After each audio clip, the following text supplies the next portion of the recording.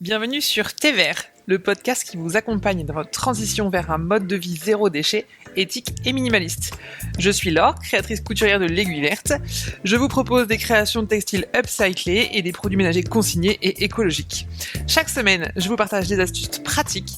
On va rencontrer des personnes inspirantes, acteurs de l'écologie ou pas. On va partager avec des invités leur parcours et ensemble, on va mettre en place des petits gestes indispensables et utiles pour prendre soin de la planète. Faisons de l'écologie une aventure simple, durable et fun. Alors, prêt à passer au vert ? C'est parti. Bonjour, bienvenue dans le Thé Vert. Moi c'est Laure et aujourd'hui on va parler d'un sujet qui revient très souvent dès qu'on commence à faire des efforts pour être plus écolo. Vous avez sûrement déjà entendu des phrases comme tu dis qu'il faut faire attention, mais t'as un smartphone. Tu fais du zéro déchet, mais t'as une voiture. Tu veux sauver la planète, mais tu fais tel ou tel truc. Voilà. Alors ça, ces remarques, souvent, on les entend. Ça peut être frustrant, hein, parfois même un peu décourageant, parce qu'on se dit, ok, on n'arrête pas de me pointer tout ce que je fais pas bien, mais on ne dit pas forcément non plus tout ce que je fais bien. Alors aujourd'hui, on va démystifier un petit peu tout ça ensemble, on va en discuter, on va, voilà, se prendre conscience que de toute façon, ce qui est important, c'est de faire à son rythme, de faire comme on peut, de ne surtout pas culpabiliser et de prendre du plaisir dans le chemin vers le zéro déchet. Pour ça, j'ai essayé de structurer un petit peu cet épisode. Vous me connaissez, sinon j'ai tendance à partir un petit peu dans tous les sens. Donc, j'ai prévu ça en 3 parties. D'abord, pourquoi les critiques, elles sont si fréquentes. Ensuite, comment bien les comprendre et comment on peut y répondre. La 3e partie, ce sera pourquoi est-ce que c'est impossible d'être 100% parfait et pourquoi c'est pas grave du tout.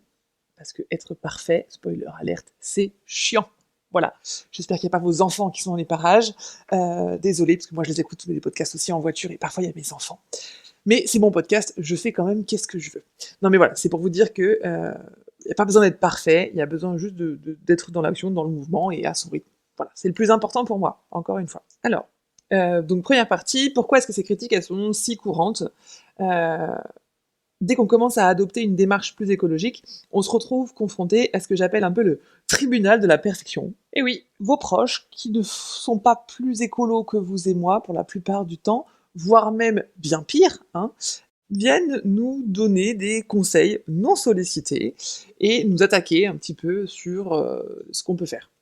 Alors, souvent, moi j'ai quand même remarqué que c'est un réflexe de défense finalement pour ces personnes-là, parce que quand elles voient quelqu'un qui fait un effort, ça lui renvoie en fait sa propre inaction, ses propres manquements, et voilà, ça lui renvoie en pleine face l'effet miroir, comme m'a dit mon fils il y a quelques jours, et du coup, ça, au lieu de se remettre en question, eh ben, elle préfère pointer du doigt les incohérences. C'est plus facile de dire à l'autre qu'il n'est pas parfait plutôt que de soi-même se remettre un petit peu en question et essayer de prendre du recul.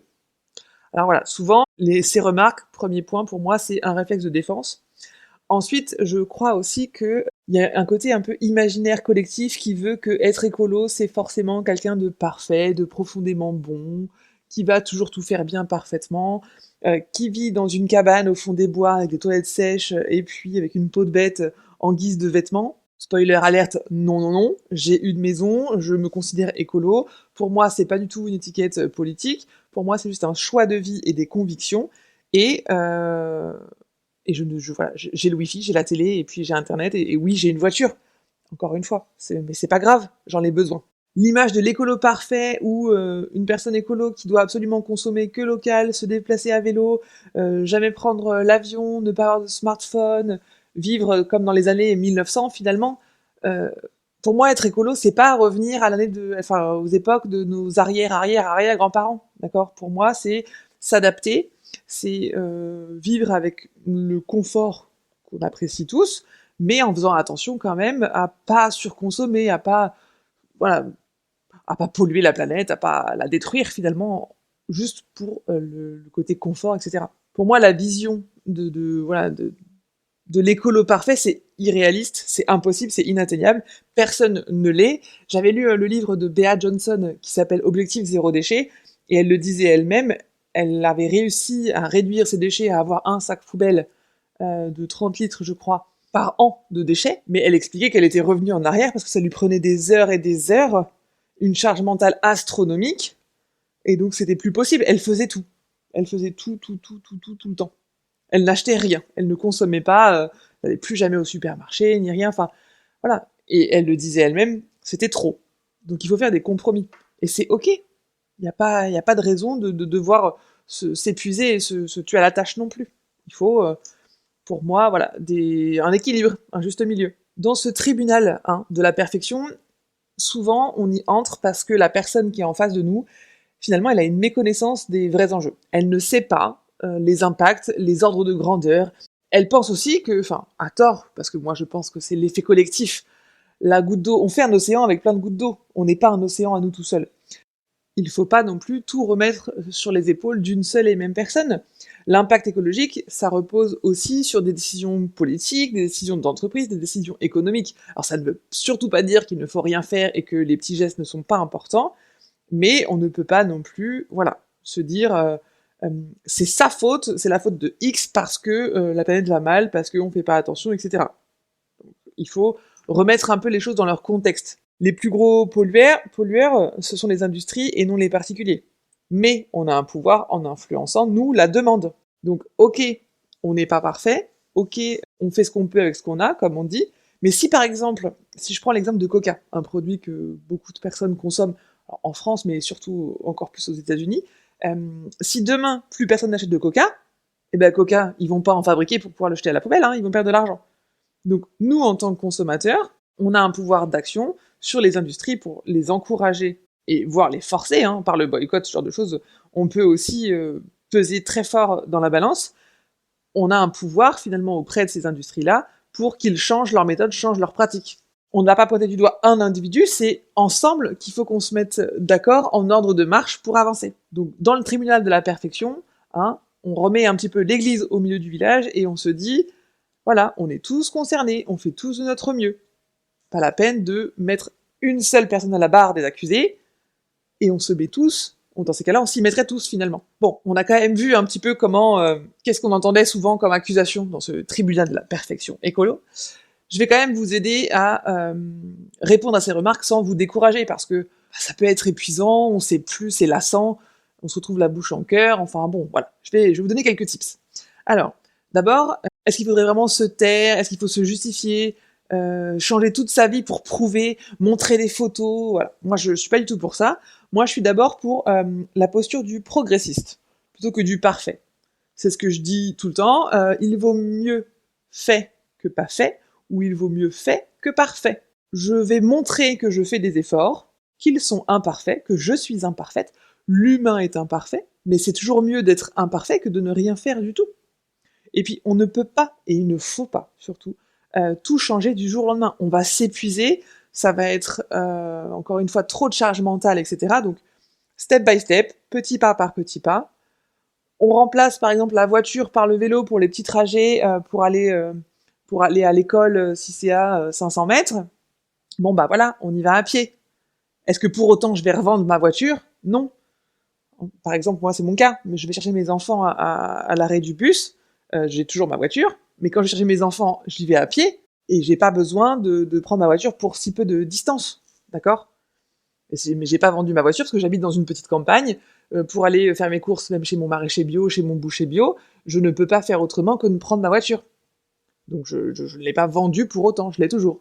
Deuxième contre-argument pour le tribunal de la perfection, rappeler que tout n'a pas le même impact. Oui, avoir un smartphone, ça pollue. Mais c'est rien comparé à la consommation d'énergie d'une industrie pétrolière. L'important, c'est de réduire l'impact des postes les plus polluants, en priorité l'alimentation, le transport, le logement. Je vous redonne des ordres de grandeur juste après, mais il faut surtout pas oublier que c'est chaque geste qui compte qui est important. Les ordres de grandeur, je vais vous les donner parce que pour moi c'est important, il me semble, de vous donner des chiffres. Le transport, c'est 28% de nos émissions. Le logement, 24%. L'alimentation, 18%. Les biens divers et services marchands, 12%. La santé et l'éducation, les services publics, 10%. Ça, pour le coup, on a un petit peu moins la main mise dessus. Et les équipements, l'habillement, 7%. Voilà, c'est des estimations qui sont disponibles sur le site de Bon Pote. C'est un média indépendant que je vous cite souvent, ou que, en tout cas je vous citerai souvent parce que c'est très fiable, et encore une fois, je précise, c'est indépendant. Donc pour moi, c'est important d'avoir des sources comme ça fiables et sûres. Donc voilà, vous avez quelques chiffres, c'est important de les donner. Je vous en donnerai même d'autres d'ailleurs, j'en ai plein que je consulte régulièrement et qui pour moi me semblent essentiels. Par exemple avec les émissions de gaz à effet de serre par rapport à notre alimentation. Ça pour moi c'est hyper important aussi de vous donner ces ordres de grandeur là. Mais c'est pas c'est pas le sujet principal en tout cas de l'épisode d'aujourd'hui. Donc le deuxième point c'était que rappeler que tout n'a pas le même impact, tout n'est pas prioritaire de la même façon. Et puis le troisième point pour moi, c'est ne pas tomber dans la culpabilité.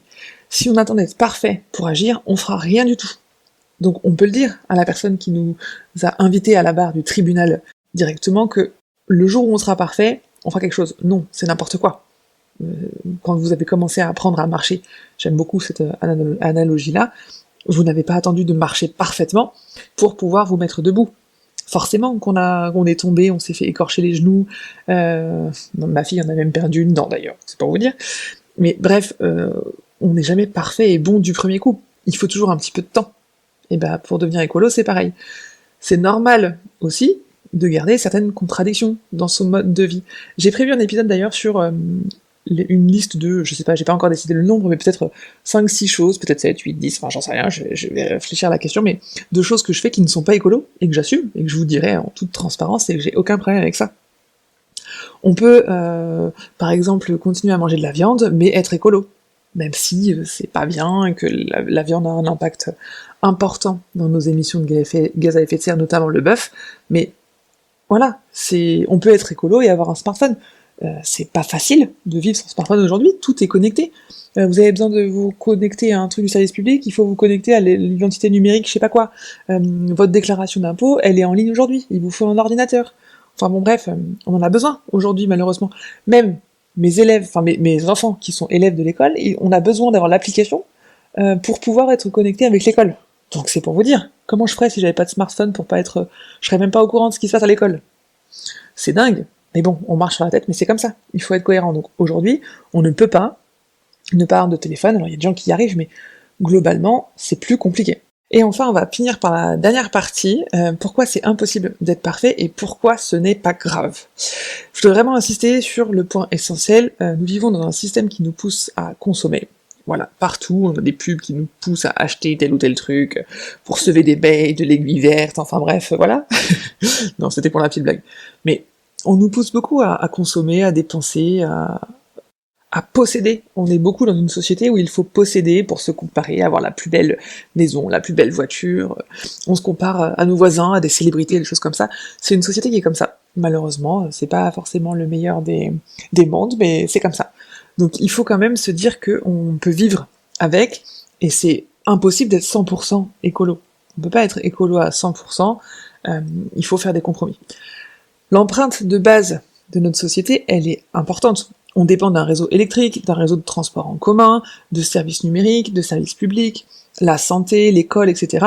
Ça, c'est ce que je vous disais tout à l'heure, ça représente une grosse part, enfin, en tout cas quelques pourcentages de notre empreinte et émissions de gaz à effet de serre, mais on ne peut pas, en fait, réduire ces pourcentages-là. Ces 10%-là, pour la santé, l'éducation, les services publics, ça, on n'a pas la main dessus, d'accord? C'est quelque chose qui est mis en place par l'État. Alors nous, on peut bien sûr voter, élire, choisir des personnes représentantes de l'État qui sont engagées par rapport à nos convictions, par rapport à tout ça, mais n'empêche que ça, c'est pas nous qui décidons directement. Donc même nous, en vivant en totale autonomie, on aurait un impact. La question, c'est pas d'avoir zéro impact, mais de le réduire autant que possible. Deuxième aspect, pour moi, l'important, c'est la direction, pas la perfection. Mieux vaut fait que parfait. Au lieu de viser l'idéal inatteignable, vaut mieux avancer progressivement, un pas après l'autre. Chaque geste compte, même si les gestes sont petits. Forcément, si on arrête vraiment de prendre l'avion, ça aura un impact plus important. Si on mange plus du tout de viande, ça aura un impact pour réduire nos émissions de gaz à effet de serre qui vont être plus importants. Mais n'empêche que même avoir une éponge lavable, c'est quand même un petit geste qui est important. Et puis, on n'est pas non plus obligé d'arrêter. Par exemple, si tout le monde réduisait sa consommation de viande de 30%, ce serait bien plus efficace que si 2% de la population devenait totalement végane. Vous imaginez? Si tout le monde réduit sa consommation de viande de 30%, ce serait plus efficace que seulement 2% de la population qui ne mange plus du tout de viande. Je le répète pour que vous ayez bien les ordres de grandeur. Réduire sa consommation de viande, c'est pas grand-chose. on n'en mange plus midi et soir, on en mange moitié moins. Rien que ça, c'est pas énorme non plus. Troisième point, se concentrer sur l'essentiel plutôt que sur le détail. On va pas perdre son énergie à répondre à des critiques. S'il y a des personnes, c'est pas la peine de débattre avec eux. Concrètement, il vaut mieux se focaliser sur ce que nous on a envie, sur ce qu'on peut faire. Par exemple, on peut privilégier le train à l'avion quand on le peut. Nous, quand on part en vacances, on a un peu de mal à le faire, parce que concrètement, le train, c'est plus cher. On voulait partir, on voulait aller à Paris, voir la Tour Eiffel avec nos enfants. Le train, ça nous coûte 4 fois plus cher que de prendre la voiture. Alors, on va le faire quand même, parce qu'il y a aussi le côté expérience pour les enfants, leur montrer l'exemple, l'envie pour eux aussi de prendre le train, mais 4 fois plus cher que prendre la voiture. C'est énorme. Donc c'est pas pour autant que on va pas se déplacer, mais on va pas le faire tout le temps. Quand on part en vacances, on prend notre voiture, parce que du coup on est 4, et c'est pas comme si on était tout seul non plus. Voilà, on voit ce qu'on peut faire nous de mieux à notre échelle, selon nos capacités, encore une fois, selon nos habitudes. On va arriver à la fin de cet épisode. Pour résumer, être écolo, c'est pas forcément être parfait. C'est juste faire des choix conscients et progressifs pour réduire son impact. Je reprécise encore, et je le dirai, je crois, à chaque fois, être écolo, c'est pas un gros mot, c'est pas forcément une étiquette politique, être écolo, c'est juste être sensible à la planète qui nous accueille, sur laquelle on vit. Pour moi, c'est ça qui est important, et pour moi, c'est ça, être écolo. C'est pas l'écolo bobo parisien, hein. C'est pas la hippie au fond du jardin ou au fond des bois. Ce qu'il faut vraiment retenir, c'est qu'on n'a pas besoin d'être parfait pour agir. Chaque effort compte, même s'il est partiel, petit. On peut aussi, je l'ai dit dans l'épisode de la semaine dernière, mais on peut aussi adopter quelque chose qui marche pendant 3 semaines, 1 mois, 6 mois, et puis d'un coup, il nous arrive un parcours, un accident de parcours, des choses comme ça, où, je sais pas, moi, on peut plus aller acheter bio, on peut plus aller faire tel ou tel truc pendant quelques jours, quelques semaines, et c'est ok, c'est pas grave, on fait comme on peut selon notre situation, on reprend un peu plus tard, et puis c'est tout. Et il faut pas perdre son énergie non plus à se justifier face à ceux qui critiquent sans proposer d'alternative. C'est facile de dénigrer, c'est facile de dire non, t'es nul, t'es pas parfait, mais généralement, encore une fois, la personne en face, elle n'est pas parfaite non plus, et puis, est-ce qu'on a vraiment à se justifier, hein? Moi, j'aime pas trop ça en plus, donc voilà. Et vous avez déjà eu des remarques un peu comme ça? Est-ce que vous savez comment y répondre? Venez m'en parler un petit peu en commentaire sur Instagram, l'aiguille.verte, ou par mail, contact@aiguilleverte.fr. Moi, j'adore vraiment vous lire, échanger et discuter avec vous, donc n'hésitez pas. Et puis, vous pouvez aussi, surtout, laisser des étoiles sur votre plateforme d'écoute, que ce soit Spotify, Apple Podcast ou peu importe. N'hésitez pas, ce sera avec grand plaisir, ça me soutient, ça soutient le podcast et ça m'encourage à continuer. Merci d'avoir écouté TVR, et à mercredi prochain pour un nouvel épisode. Ciao, ciao! TVR, c'est fini, c'est tout pour aujourd'hui. Alors rendez-vous maintenant la semaine prochaine.